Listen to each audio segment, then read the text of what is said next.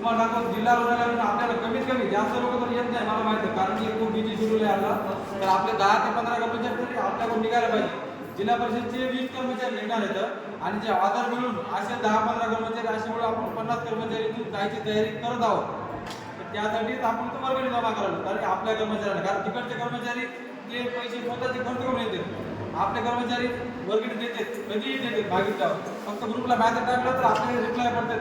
5-5 रुपये खटाखट लोक टाकतात. त्याच्याबद्दल आपण कोणालाही काही करू शकत नाही, कारण वर्गणी देत नाही म्हणून, कारण आपले कर्मचारी देतात. आणि 100% कोणतेही कर्मचारी वर्गणी देत नाहीत. 50-60% वर्गणी मिळते.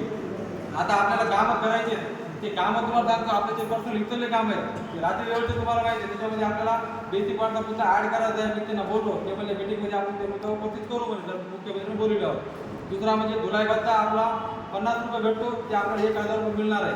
100% होईल ते. त्याच्यामध्ये आपल्याला 1000 रुपयाला DA जर लावला 50% तर 1500 रुपये आपल्याला मिळते. त्याच्यामध्ये 150 रुपये समजा NPS कटिंग होऊन 1350 रुपये आपल्याला पगार जमा होते. पगार वाढत असतं समजा आहे ना. दुसरा विषय झाला. दुसरा नंतर आपल्यानंतर आपला पाल लिहायला लागायला पाहिजे. 1981 जो शासन निर्णय बंद झाला होता, तर ते सुरू करण्यासाठी ते पण एक पूर्ण त्याचा मसुदा तयार झालेला आहे. आणि जर मिटिंग झाली तर ते पण आपला मार्गी लागण्याच्या शाश्वत आहे समजा आपल्याला. त्याच्यामध्ये दुसरा विषय अनुकंपा भरती, हे तर आपलं कळूच असते. तर आपले महत्त्वाचे विषय त्याच्यामध्ये 3-4 विषय ते आपले मार्गी लागतील, कारण की 19 विषय आहेत पण तेवढे काही विषय मार्गी लागत नाही. आपण 15 विषय काढून टाकलेले आहेत. आपले 19 विषय आहेत, ते मिटिंगमध्ये 19 विषय जातील. आता आपल्याला इथले विषय जे आपले वैयक्तिक आहेत जे आपल्याला करायचे, त्या विषयामध्ये आपल्याला पहिला रोडचा विषय आहे. रोड आपल्याला करायचा आहे. वर्ग 4 मध्ये वर्ग 4 बघून होती, त्याच्यामध्ये काय अडथळा नाही आला तर निदान 1 ते 2 महिन्यात होऊन जाते. आपण जे उपोषणाची नोटीस देणार त्याच्यामध्ये आपण उपोषणाला बसणार, यावेळेस उपोषणावर माघार घेणार नाही. 1 तारखेला निवेदन देणार, 20 तारखेला उपोषणाला बसणार.